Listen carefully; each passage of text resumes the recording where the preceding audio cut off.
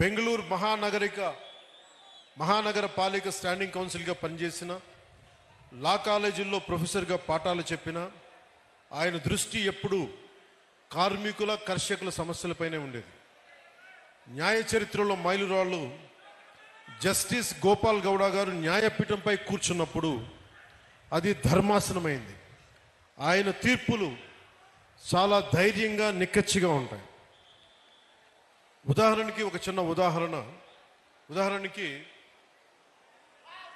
వైద్య నిర్లక్ష్యంపై దేశంలోనే అతిపెద్ద నష్టపరిహారం డాక్టర్ కునాల్ సాహా కేసులో ఆయన ఇచ్చిన తీర్పును మర్చిపోలేదు.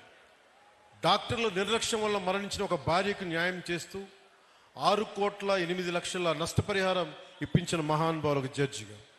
నష్టపరిహారం అంటే జస్ట్, ఫెయిర్ అండ్ రీజనబుల్, సమంజసంగా న్యాయంగా ఉండాలి.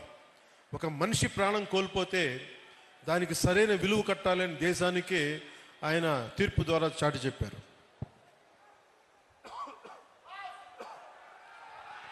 కార్మికుడికి రక్షణ, ఒక హైకోర్టు తీర్పును కొట్టివేస్తూ కార్మికుడికి అక్రమ తొలగింపునకు పరిహారం బదులు ఉద్యోగం పునరుద్ధరణ, రీఇన్స్టేట్మెంట్ తప్పనిసరి అని తేల్చి చెప్పారు.